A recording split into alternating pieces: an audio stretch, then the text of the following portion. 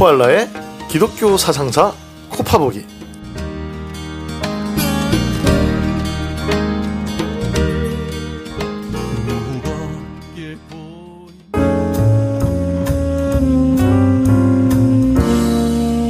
와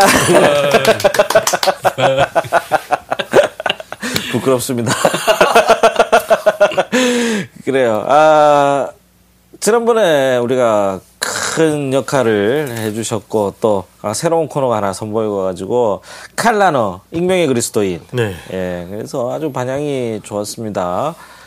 그래서 이름이 없단 말이냐. 거기서 제가 또 엄청난 애드립 하나 날렸지 않습니까? 실명의 비기독교인이라고. 예, 아주 약간의 신선한 충격을 주는 말이었습니다. 예. 아주 좋은 학술적 용어. 네, 그거 제 거니까 함부로 쓰지 마시고. 나중에 그 코알라가 박사 논문에 쓸지도 몰라요. 그러니까요. 칼라너의 실명의 비기독교인? 네? 칼라너 얘기하면 낫지. 저기 날몽이. 아니지, 자기 이름 얘기하면서.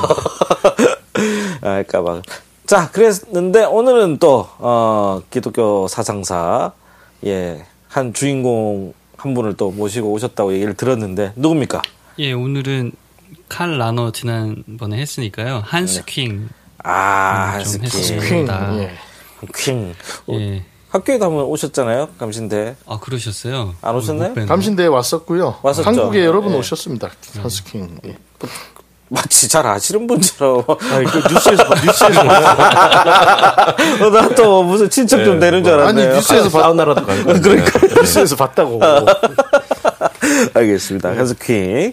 자, 이분은 왜, 어떤 의미가 있습니까? 사상적으로. 저희가 이제 계속 그 카톨릭 선교사에 대해서, 아시아 선교사에 대해서 이렇게 배우게 되잖아요. 네. 그러면서 이제 아시아의 이제 다종교 상황이니까 그 가운데 이제 카톨릭이 어떻게 그리스도교 복음을 변증했는지 지난 시간에 칼 라너와 함께 또 익명의 그리스도인 그래서 이제 마테오 리치의 어떤 선교 신학과 유사한 그런 궤적을 한번 살펴봤는데요. 오늘은 이제 한스 킹을 통해 가지고 조금 칼 라너에게서 또는 마테오 리치에게서 좀 아쉬웠던 부분 그런 부분들을 좀 같이 생각을 나눴으면 해서 한스 킹을 좀 소개해드리려고 합니다. 채워줍니까? 글쎄 어떤 분에게는 한스킹이 좀 그런 미진한 부분을 채워주실 수도 있고 여전히 한스킹도 모자르다고 생각하실 수도 있고 그러죠. 지금 돌아가셨나요? 아니 살아계시잖아요. 네. 살아계신 분한테 함부로 또 제가 거의 90 넘으시잖아요. 90 가까이 되셨어요. 그 마테오 리치 잠깐만 얘기하는 거 보니까 그 루지엘이 아까 얘기했던 채땡땡님 그분은 마테오 리치 좋아합니까 싫어합니까? 그런 얘기는 안 하시나요? 그 얘기는 못 들었는데요. 다음에 꼭 좀 물어봐 주십시오. 되게 궁금해요. 그 연구하는 추종자의 입장에서. 알겠습니다. 그러니까 루지에르가 한스킹하고 조금 유사한 면도 있는 것 같아요. 그래요? 예. 더군다나 이제 도교나 불교의 어떤 그런 주술적인 의례 같은 거에 대해서 반감이 있었다라고 하니까 한스킹의 그 신학하고 좀 맞는 부분도 있고 물론 워낙 시대가 다르기 때문에 좀 저는 색깔은 다르겠지만 그런 면이 있네요. 무슨 색깔인데요? 글쎄요. 빨간색? 오직 예수로만. 오직 예수. 한스킹은 이분이 그 카톨릭 사제세요. 신부님. 저는 이제 한스킹이 카톨릭 그냥 평신도 신학자라고만 알고 있었거든요. 왜냐하면 이제 카톨릭 대학에서 가르치지 못하게 이렇게 파문 아닌 파문을 당해요. 그래서 그 튜빙겐 대학교면 이제 개신교 신학교잖아요. 이제 거기서 이제 가르치시는 분인데 우리가 지난 시간에 그 변홍 사건 얘기했잖아요. 홍정수 교수님도 파문을 당했지만 홍정수 교수님도 사실 목사님이시거든요. 지금도 목사님이에요. 그러니까 그것처럼 한스킹도 신부님이시고 카톨릭 신학자신 거죠. 그래서 이분이 얘기하신 것 중에 아마 굉장히 유명한 말이 바로 그걸 거예요. 종교 간의 평화 없이 세계 평화 없다. 좋지 않나요? 그렇죠. 좋습니다. 종교 평화 없이 세계 평화 없다. 그러니까 이분이 쓰신 글들이 여러 개가 있는데 특히 오늘 좀 같이 생각해 볼 거는 이제 세계 윤리구상이라고 하는 책이에요. 네. 그 신학자이지만 오늘날 이 세계화된 지구촌 사회에서 세계 시민으로서 어떤 윤리적인 가치를 지향해야 할까 이런 좀 폭넓은 신학을 하셨는데 그러면서도 예수의 유의성이라고 하는 것을 굉장히 중시하면서 앞선 세대에서 이제 칼 라너가 뭐 익명의 그리스도인 또 동시대적으로 개신교 신학자들 중에 뭐 리터라든가 존 힛 같은 경우 이제 좀 종교다원주의 신학이 나오는데 이러한 신학들이 너무 예수의 어떤 그리스도적인 진리를 좀 상대화하는 거 아니냐 이런 식으로 문제 제기를 합니다. 그 종교 간의 평화 없이 세계 평화 없다라고 했던 얘기는 우리 배웠지 않나요? 그 사무엘 헌팅턴의 문명 충돌론 고기를 보고 차용하시게 결국 거기서도 문명 충돌이 종교의 충돌로 망할 것이다라고 예언하고 있는 부분 아닙니까? 그래서 이제 독일 쪽에서는 문명 공존론이 또 나왔죠. 아, 또 그래요? 예, 문명 충돌론이 미국에서 이렇게 미국에서 그 충돌론 갈등 지향적인 어떤 입장을 펴니까 유럽에서는 문명 공존론을 얘기하면서 그렇게 문명 간의 화해 가능성을 얘기했죠. 근데 그런 문명 공존론의 그 당시에 하나의 그 사상적 그 중요한 모티브를 또 한스킹이 제공한 게 아닌가 이렇게 또 볼 수 있지 않나. 그렇다고 할 수도 있죠. 네.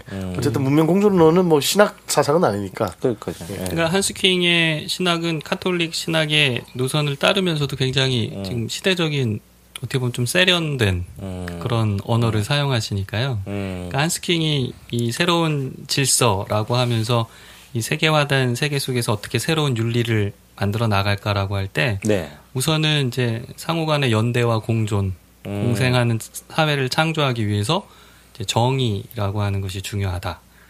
그리고 다원성, 그리고 남성과 여성의 성적인 정의, 이것도 역시 평등을 얘기한 거고요. 그리고 단순히 이제 공존, 공생하는 정도를 넘어서 이제 세계 평화를 위한 지구 공동체를 만들어야 된다. 뭐 이런 식의 얘기를 하니까 단순히 이제 신학자의 언어를 넘어서는 그런 이제 사상가나 윤리학자로서 이렇게 많은 얘기를 하고 있고, 뭐 신학계에서만이 아니라 이 세계 윤리 구상이라는 책은 뭐 일반 그 세계 시민 윤리, 코스모폴리타니즘 뭐 얘기할 때 꼭 등장하는 그런 저서가 됐죠. 그래서 세계 질서가 하나로 이렇게 일치하기를 바라는. 그래서 이분이 이제 교회 일치 연구소장으로 이렇게 티빙겐 대학에서 이렇게 연구하셨는데 단순히 교회 일치만이 아니라 이제 세계 질서, 지구촌 공동체의 일치를 위해서 평화와 일치를 위한 그런 사상적인 이론적인 작업을 하셨죠. 근데 이렇게만 얘기하면은 도대체 기독교 신학하고 무슨 상관이 있느냐라고 하는데 뜬구름 잡는 것 같아요. 이분이 얘기하는 예수 그리스도는 이게 약간 카톨릭 신학적인데요. 지난 시간에 말한 것처럼 그러니까 포용적인 보편주의가 그리스도의 메시지, 그리스도교의 진리에 자리한다라고 얘기하는 거예요. 그러니까 한스킹의 입장에서는 아까 말씀드린 정의와 뭐 평화와 그리고 연대, 그리고 뭐 평등 이런 뭐 생명, 생태적인 가치가 그리스도교적인 진리인 거예요. 보편적 진리인데, 보편적 가치인데 예수 그리스도가 전한 메시지로서 가치인 거죠. 이 역사적 예수 연구의 모티브랑 비슷한 거 아닙니까? 예, 그래서 실제로 한스킹이 카톨릭 신학서면서도 역사적 예수 연구에 대한 그런 내용들을 자기가 이제 그리스도의 어떤 메시지의 핵심으로 이렇게 얘기하는데 많이 가져오고 있고요.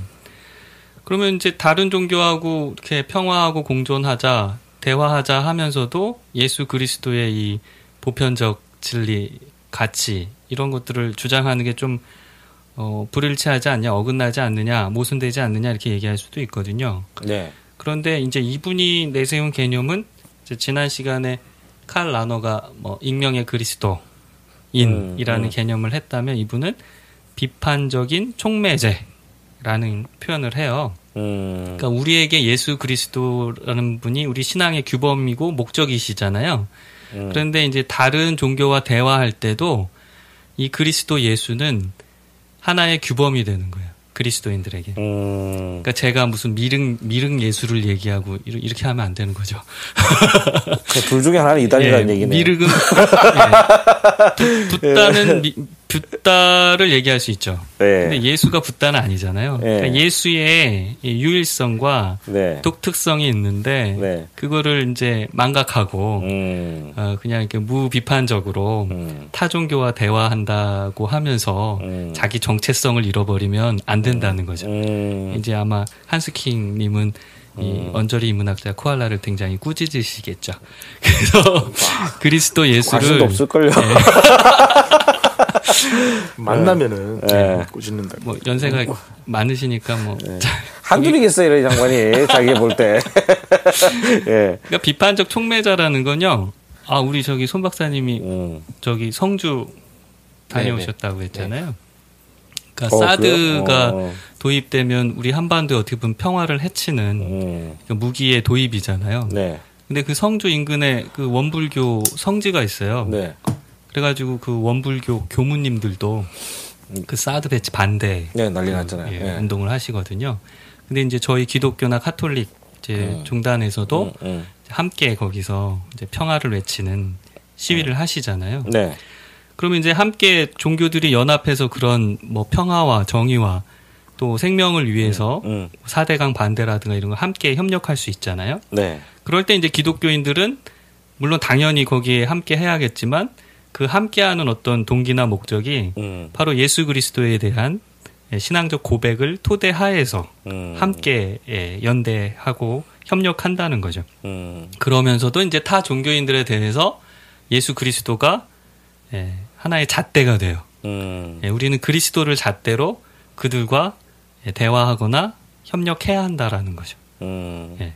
그래서 이제 비판적 촉매라고 한 거예요. 그러니까 오히려 우리는 이제 다른 종교인들에게서 부족한 그런 부분을 때로는 비판적으로 볼 수도 있는 거죠. 근데 잣대가 다 다르잖아요.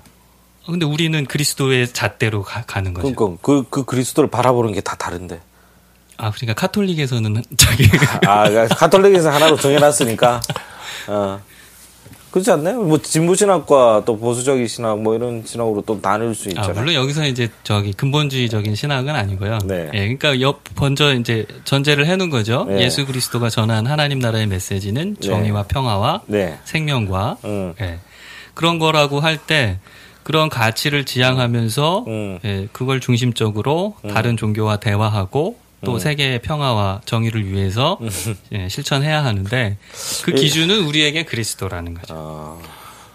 그러니까 약간 제가 생각할 때는 제가 몰랐는데 이제 루지에리가 만약에 타 종교에 대해서 조금 뭔가 주술적이고 이렇게 뭐 마법적인 요소에 대해서 뭐 비판을 하면서 또 나름대로 그 비판한 거잖아요. 네. 그러니까 무조건 뭐 다 인정하고 뭐 상대적으로 그걸 받아들이고 수용하는 게 아니라 저건 아니다라고 하는 건 이제 거부할 수도 있는 거죠. 그리스도를 잣대로. 그러니까 그런 식의 정체성이 분명한 대화의 원칙을 지금 한스킹이 얘기를 하고 있습니다. 그건 좀 그러네. 왜 그래요? 예를 들어서 어떤 뭐 길이를 잴 때는 자로 재야 된다라고 우리가 동의할 수 있잖아요. 근데 자가 어떤 건 인치고 어떤 거는 뭐 센티미터로 돼 있고 어떤 거는 또 뭐 미터로 돼 있고 다른 거죠, 기준이. 그러니까 예를 들어서 지금 한스킹이 얘기하는 예수 그리스도 이 교회의 원칙 자체가 정의, 평화, 연대, 뭐 생태 뭐 이런 쪽이라고 하는데 근본적인 신학을 갖고 있는 분들은 이렇게 안 보거든요. 오직 예수잖아요. 그러니까 또 다르잖아. 그러니까 문제는 이 자가 딱 기준이 정해져 있지 않은데 아니 그러니까 라너 형이 더 좋다 나는. 그때는 내 마음 속에 있는 거. 그러니까 그게 뭐야? 그럼 다 다른 거 아니에요? 아니 그러니까 근데 나는 되게 그 얘기를 들으면서 좀 약간 설득이 됐어요. 왜냐면은 귀가 얇아. 그러니까 4대강이나 사드에 올 때도 가톨릭 쪽 사람도 오고 원불교 사람도 오고 불교 사람들도 오잖아요. 근데 이거 찬성하는 사람이 대부분 기독교가 더 많다니까? 아니 그러니까 네. 그 사람들은 이제 복음에 대해서 고민 안 하고 이념적으로만 가는 거고. 제대로 된 그리스도인이 아니고 우선 제껴놓고. 일단 사드를 찬성하거나 사대강을 찬성하는 사람들은 네. 기독교 복음 예수의 그리스도에 대한 성찰 없이 그냥 이념적으로 먼저 가버린 사람들이고 네. 이 사람들 그냥 그 개인의 이익이나 이념에 먼저 경도된 사람들. 그러니까 그 사람들을 빼면 3분의 2가 날라간다니까요. 그러니까 자꾸 수적으로만 가면 안 돼요. 보편적 진리를 누가 확보하고 있느냐. 네. 근데 결국은 나는 사대강이나 사드나 이런 데 갈 때 불교나 원불교나 다 만나서 같이 기도회도 하고 하는데 서로가 자기의 정체성, 소위 말해 자기 잣대를 가지고 와서 자기의 고백적 언어로 이 현실의 문제에 대해서 비판하고 예언자적인 목소리를 낸다. 되게 아름다운 것 같아. 아름답게 아름답죠. 그리고 그 우리의 정체성을 훨씬 더 선명하게 보여주는 게 거기에서 이 만남을 훨씬 더 뭐라고 해야 되나 아름답게 만드는 것 같습니다. 멋있게. 손 박사님은요?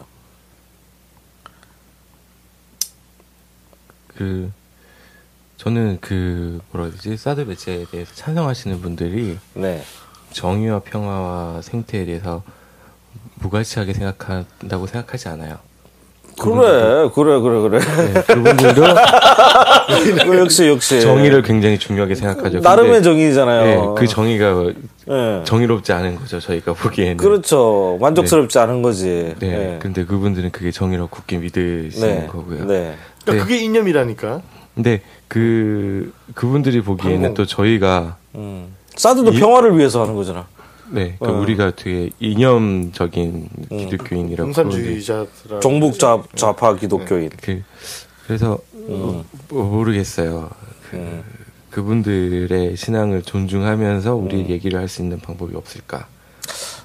다음에 올 때까지 암브로시오스의 의견을 들어오십시오. 어쨌든 지금 이제 뭐 사드나 뭐 사대강 얘기로 약간 격가지로 했지만은 핵심은 그 현대 에큐메니즘의 가장 중요한 대전제가 뭐냐면 다양한 교파적 정체성을 가지고 신앙적 고백을 가진 사람들이 일치하고 화해하고 연대하자라는 게 에큐메니즘이잖아요. 여기에서 가장 핵심 뭐냐면 자신의 신앙 고백, 자신의 신앙 정체성을 포기하거나 희석시키지 말아야 된다는 거예요. 장로교는 장로교인대로, 성공회는 성공회대로, 감리교는 감리교대로, 제세례파는 제세례파대로 와서 자기 신앙의 정체성을 보다 더 선명하게 확인하고 주장하면서 그 공동의 목표와 일치와 연대를 하라는 거예요. 신천지도 보시면 저희 쪽이랑은 굉장히 어렵지만 한기총 쪽에 박근혜 대통령 탄핵 반대 집회에서는 가톨릭과 개신교와 신천지가 하나가 됐잖아요. 진정한 종교의 평화. 맞아요. 그러니까 나는 이제 여기서 핵심의 좋은데 이 룰의 잣대를 예수 그리스도로 놓는다고 했잖아요. 근데 이 예수 그리스도에 대한 연구나 아니면 우리 기준 모두가 동의하는 그 기준이 다르다라는 거지. 그래서 예수 그리스도 네가 인정하는 예수 그리스도를 놓으라는 건지 아니면은 가톨릭 전통이라든가 아니면 한스킹이 생각하는 예수 그리스도를 놓는 건지 이건 딴 문제라고 생각하는 거죠. 저는. 그러니까 자꾸 강론으로 들어가서 시시비비를 따지고 다름에 집중하기 시작하면 대화가 안 돼요. 그러니까 다양한 교파들끼리 모였을 때는 서로의 교파적 정체성을 존중하고 인정하고 자기 정체성을 혼합하거나 희석시키지 않는 그래서 자기 정체성을 분명히 하면서 에큐메니컬 운동을 하되 이렇게 응집된 이 기독교의 정체성이 이제 타 정체성들과 만날 때 타종교, 불교나 원불교나 만날 때는 공동의 어떤 정체성을 또 내세워야 될 텐데 그것이 뭐냐? 보니까 한스킹은 이제 예수 그리스도 그것의 예수 그리스도로 언표된 정신과 신앙의 핵심 키워드는 정의, 평화, 생명, 뭐 이런 거죠. 이런 가치들로 예수라는 그 교리 속 성경 속에 있는 이렇게 신앙적 상징적 언어를 오늘의 현대에 적용할 수 있는 이데올로기로서 주먹은 뻗지 저한테. 그 정의와 평화, 생명의 가치로 서로 보편적 가치로 공감대를 갖자는 거죠. 그러니까 날목님이 말씀하신 것처럼 이렇게 거리를 측정하는 단위는 여러 개 있을 수 있잖아요. 우리는 무슨 자도 진짜 자 몇 자냐 이거. 야드가 있고 마일이 있고 킬로미터가 있고 그렇죠. 어디서 옛날에 팔꿈치로 쟀잖아요. 큐빗. 예, 큐빗. 그런데 이게 포용적인 보편주의를 말하는데 이게 칼 라너와 마찬가지로 한스킹도 지난 시간에 이제 홍 박사님이 잠깐 언급을 해주셨지만 은폐된 우월주의 내지는 제국주의적 시선이 없지 않아 있어요.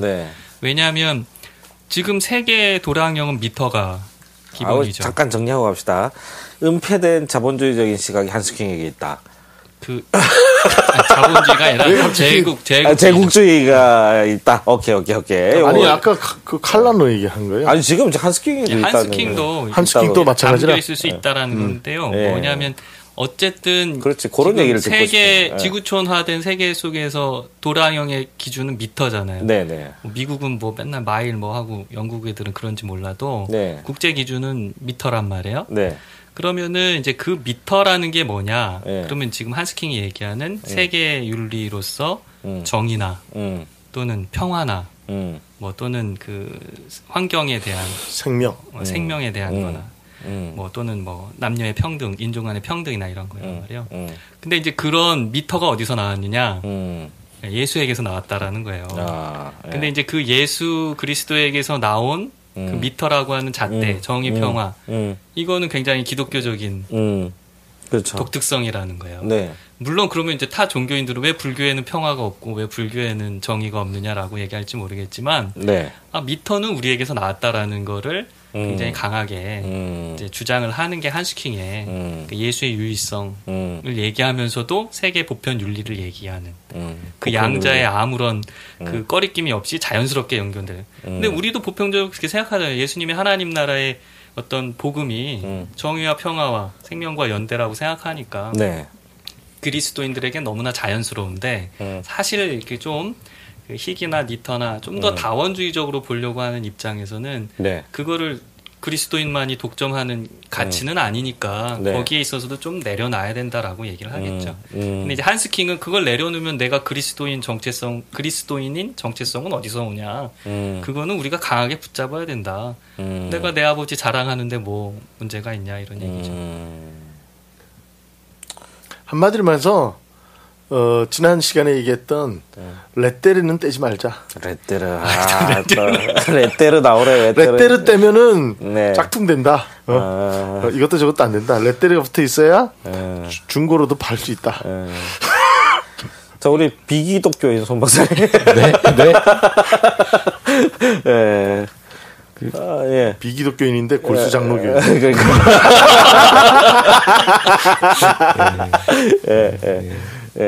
감리교 이단들이 감리교 이단들.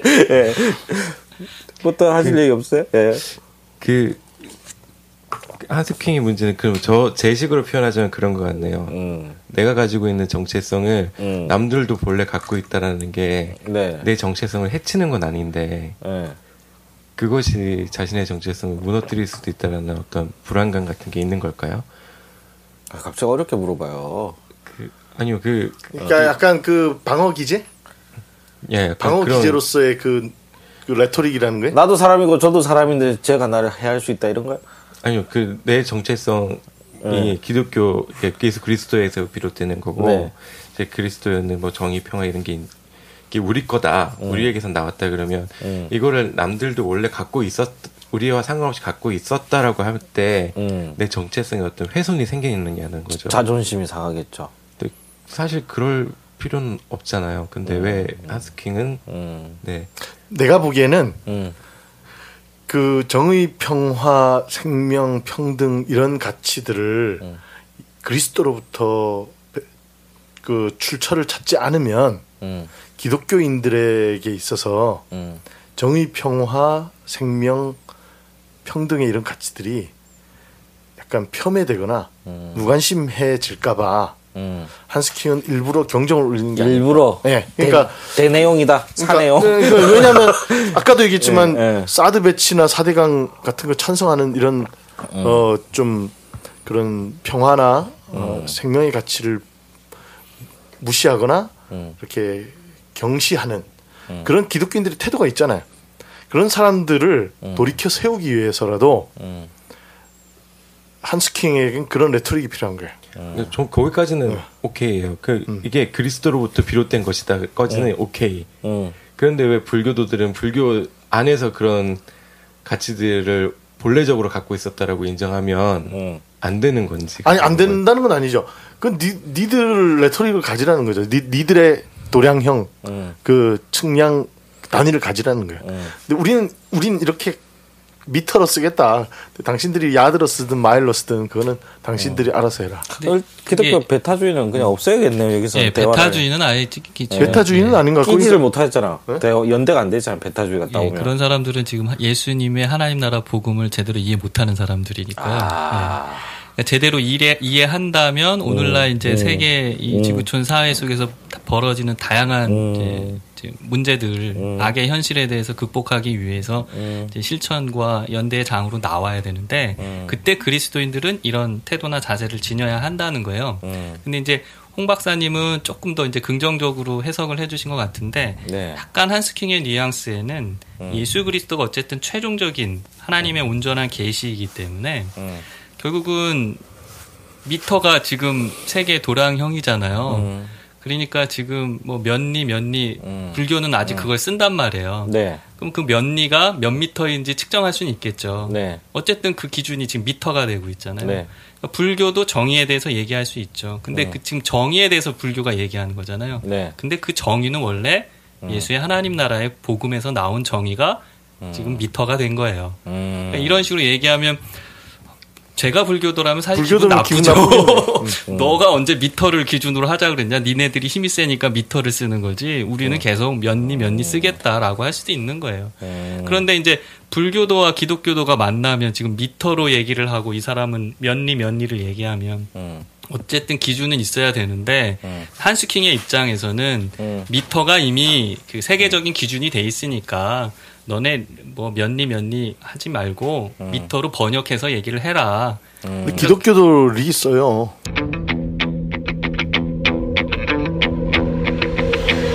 삼천리반도 금수강산 힘들어. 하나님 주신 재상 찬송가에도 나오는데. 예, 우리 한국 기독교인데 토착과기도 미를 씁니다. 그러니까 아이고. 미릉 예수라고 하지 말고 그럼 메시아 부처를 얘기할 수 있느냐 너희가 이런 식으로 얘기를 하라는 거죠. 예, 그러니까 저는 지금 제가 한스킹을 오늘은 좀 좋게 봐주려고 이렇게 뭐 밥이라도 할게 했어요? 아니 한국에 오셨을 때 강연대 왔다고? 그러니까 이 사람은 철저하게 가톨릭적이고 서구적인 사람이에요. 그 인식의 틀을 벗어나지 못하는 것 같아요. 근데 그러니까 나는 이제 그 사람의 역사적 위치를 그냥 인정하고 가는 거죠, 지금. 지금 그러면 좀 사상사적 의미가 있습니까? 어느 정도 좀 크다. 뭐라고 표현해야 되나? 사상사적. 우리 역사 방송이니까. 그러니까 오늘 사실은 이제 마지막 그 세미나를 좀 있다가 이제 또는 다음 시간에 이제 방송이 나갈 수도 있는데요. 아담 샬인가요? 네, 아담 샬. 이제 그런 예수의 선교사들의 그 선교의 어떤 열정이나 그런 마음 속에 어떤 게 있었을까라고 생각을 해보니까 물론 마테오 리치처럼 좀 특별하게 유교와 대화하면서 신론적인 어떤 변증을 하는 그런 것도 있었지만 사실은 어떻게 보면 그 예수의 어떤 그 메시지 가치를 들고서 저 이제 아직 예수의 어떤 그런 정의와 평화가 당도하지 않은 곳에 가서 그것을 어떻게 보면 전파하려고 하는 굉장히 지극히 이렇게 예수 유일성에 대한 그 예수의 유일한 그 계시를 저 먼 곳까지 전하려고 하는 그런 마음이 있었다라는 거죠. 그래서 마테오 리치가 저는 그 얘기를 듣고 깜짝 놀랐어요. 뭐냐면 성경을 번역하려고 하지도 않았고 예수 얘기도 하지 않았다. 그죠? 천주시리에 보면 예수님이 뭐 어떻게 뭐 사역을 하셨고 병자를 고치시고 눌린 자를 자유케 하시고 이런 말은 없고 네. 철저히 형이상학적인 예수에 대한 소개는 하죠. 소개는 하는데 그 예수 그러니까 복음서 자체를 번역하는 데는 관심을 갖지 않았던 거죠. 예. 근데 아담 샬인가요? 그러니까 소현세자? 네. 그러니까 예수 얘기를 한 거 같더라고요. 예, 그 예수에 대해서 다 전해 듣습니다. 궁금하시죠? 본 세미나 때, 메인 세미나 때, 예, 좀 그러니까 결국은 예수 얘기를 하는 게 복음을 전하고 선교를 하는 거고, 네. 예수가 하나님 나라 사역을 통해서 이 땅에 이루려고 했던 그 나라를 이 땅에 실현시키기 위해서, 아까 이제 손 박사님이 소개도 해주셨지만, 병자를 치료하는 어떤 의료 행위도 하는 거고, 아이들이 죽어간다라고 하면 우유도 급식하는 거고, 네. 그리고 이제 교육도 하고 그 나라가 이제 어떤 미개한 그런 문명의 국가에서 개화된 나라로 갈 수 있게끔. 네. 그게 물론 단박에 하나님 나라가 되는 건 아니지만 예수께서 이 땅에 이루려고 하셨던 사역이고 그것을 이어서 하는 게 결국 선교니까. 한스킹이 이제 카톨릭 신학자지만 카톨릭의 입장에서 굉장히 우리가 흔히 얘기하는 이제 복음적인 전도의 의미를 잘 설명해주고 있지 않나라는 생각을 한 거죠. 알겠습니다. 뭐 어쨌든 뭐 한스킹에 대해서는 뭐 지금도 살아 계시고 열심히 활동하고 계시는 분이니까 돌아가시면 좀 자세한 얘기 나누도록 하죠. 네, 신부님이니까 유족은 없을 거 아니에요. 네네. 아 그러시죠. 네. 다행이네요. 예, 뭐 언제가 될지 유족이 모르겠지만 있으면 유족 죽을 때까지 기다려야 돼. 말 잘못했다가 멱살 잡히거든. 그러니까요. 네. 조금 더 논의를 깊게 해보고 싶으신 분이 있으면 우리 또 연락 주세요. 연락을 자꾸 주시는데 브로커 날목통하실 수 있도록. 네, 어쨌든 그 아까 뭐 한스킹이 그러면 오늘 기독교 사상사적으로 어떤 의미가 있겠냐. 그렇죠. 네, 그 질문인데 결국은 기독교라는 가치가 네. 그 기독교 유럽 세계 안에서는 네. 절대적 가치였고 대체 불가능의 가치였는데 이것이 신대륙을 발견하고 이게 글로벌 시대가 되면서 이게 다양한 종교적 가치, 철학적 가치들이 세계 곳곳에 존재하고 그것이 지금 혼재돼 있다라는 현실 앞에서 기독교의 정신적 유산으로서의 그 보편적 가치가 많이 무너졌거든요. 네. 그래서 우리가 지금 다음 시간에도 또 얘기 나눌 수도 있겠지만은 교황 무오류설이 언제 나오냐면 중세 때 나오는 게 아니에요. 그렇죠. 예. 근대에 와서 19세기 돼서야 교황 무오류설이 나와요. 전체 역사로 보면 최근이죠. 최근.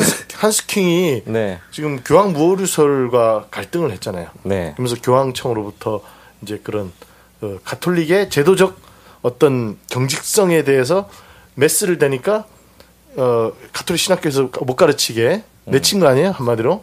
근데 한마디로 말해서 교황 무오류성이 언제 교리적으로 확정이 됐냐면은 현대주의, 근대성이 가장 꼽히고 과학주의라든가 이런 새로운 인문학적 그 가치들이 종교의 권위를 끌어내리고 무너뜨릴 때 그걸 어떻게든 지켜보려고 어거지로 만든 게 교황 무오류설이거든요. 그러니까 지금 가톨릭의 정신적 가치가 완전히 땅바닥에 팍 떨어져 있는 거야. 19세기 이후로. 근데 한스킹은 땅바닥에 팍 떨어져 처박혀가지고 그래도 우리가 최고야라고 떠드는 이 가톨릭의 이 목리를 너무 안타깝게 바라보면서 네. 땅바닥에 떨어져 있는 가톨릭의 정신적 유산과 그 가치를 다시금 세계 보편 정신 가치로 올려놓고 싶은 그런 욕심을 자신의 신학적 작업으로 표현한 게 아닌가. 근데 뭐 저는 네. 뭐 요즘 보니까 뭐 교황 무오류설은 문제가 있지만 프란치스코 교황 무오류설은 맞는 게 아닌가. 그것도 교황 무오류설 안에서 상대적인 거 아니에요? 그러니까 네. 아주 뭐 저 양반은 잘하고 있다. 그러니까 한스킹이 네. 종교 평화만 얘기하는 게 아니라 이제 네. 궁극적으로는 세계 이 사회 속에서 세계 평화를 얘기를 합니다. 네. 근데 이제 세계 평화를 위해서 우선 종교 간의 어떤 대화와 평화를 지향을 하는데 네. 왜냐하면 타 종교인만 있는 게 아니라요. 무신론자도 있고 뭐 세속화된 네. 근대 사회니까 네. 이 근대 사회의 시민들과 어떻게 네. 또 대화를 하고 그러니까 아까 말씀하신 것처럼 이제 기독교적인 신앙을 변증할 수 있을까라는 지극히 내 신학적인 문제를 제기하고 있는 거죠. 이제 그러려면 우리가 오늘 이 지구촌 사회에서 지향하는 정의와 평화와 생태 평등 이 가치가 사실은 예수 그리스도가 말씀하시고 선포하신 하나님 나라의 비전이고 가치다. 이제 이런 식으로 또 하나의 변증이 될 수 있기 때문에 그거를 이제 좀 소리 높여 외치면서 네. 그거를 어떻게 보면은 비판적 촉매제로 해가지고 다른 종교인들과 대화하고 또 비종교인들하고도 대화하면서 평화를 만들어 가자. 근데 이제 어쨌든 그 기준은 우리가 바로미터다. 이제 이런 식으로 얘기를 하고 있는 겁니다. 근데 뭐 가톨릭 신학자긴 하지만 네. 지금 뭐 개신교 진영의 에큐메니크 운동 신학에서도 충분히 받아들일 만한 내용이라. 그러니까 개신교 쪽에서 받아들일 만한 얘기를 하니까 가톨릭에서 내쳐지는 거지. 네, 그래서 이제 튀빙겐 대학교 교회일치 그러니까 소장입니다. 아이러니한 거예요. 내가 지금 아까 말씀드렸듯이 가톨릭의 외형적 제도적 권위는 어거지로 끌어올려놨지만 정신적 보편성은 땅에 떨어져 있었거든요. 네. 이거를 한스킹이 어떻게든 보편적 가치를 끌어올리려고 발버둥 치니까 제도적 교권에 의해서는 또 내쳐지는 이 역사적 모순 아이러니가 있는 것 같습니다. 뭐 내쳐지는 얘기 그만합시다.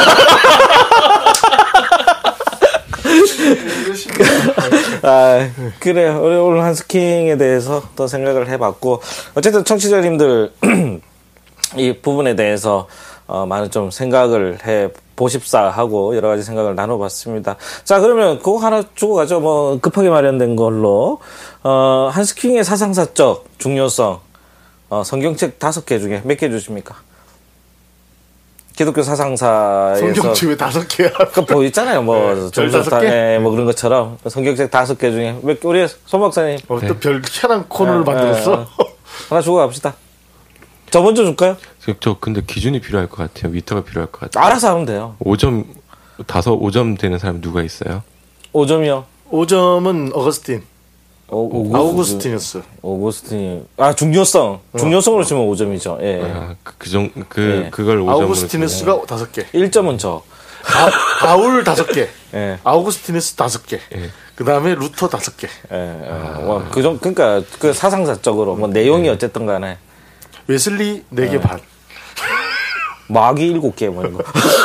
웨슬리가 4개 반이면은 이건 내 주관적인 제 마음속에 4.7? 네. 뭐 몇 개 줍니까? 4.7 정도. 웨슬리보다 위에 올려놨네. 4.7. 네. 우리 홍 박사님부터 하죠. 홍 박사님. 저는 4.7이나 준다고요? 예. 저는 4.3. 4.4. 예. 저 갑자기 뭐 4.3이 왜 나와 성격제 4개 반 4개 우리 별 성경 사상사 쪽에 제가 이렇게 소개를 해드리긴 했는데 이렇게 너무 또 점수를 잘 주시니까 저는 사실은 지난 시간 칼 라노나 한스킹보다는요 니터나 존 힉을 좋아해서요. 본색을 드러내는구만. 저 몇 개? 별 2개만 주겠습니다. 성경책 2개? 성경책 2개. 사람 반전 있는 남자네. 아니 저는 미륵 예술을 좋아하니까 이런 말하면 좀 안 어울리죠. 자, 저는 성경책 1.9개. 1.9개 들어가겠습니다. 뭐 내 마음에 안 들어요. 저는 4개를 준 것에 대해서 후회가 없습니다. 네, 네 마음대로 하시고요. 자, 여러분의 성경책 여러분이 주워 보시고 사상사적으로 얼마나 궁금한지 한번 또 찾아보시는 기회가 되기를 바랍니다.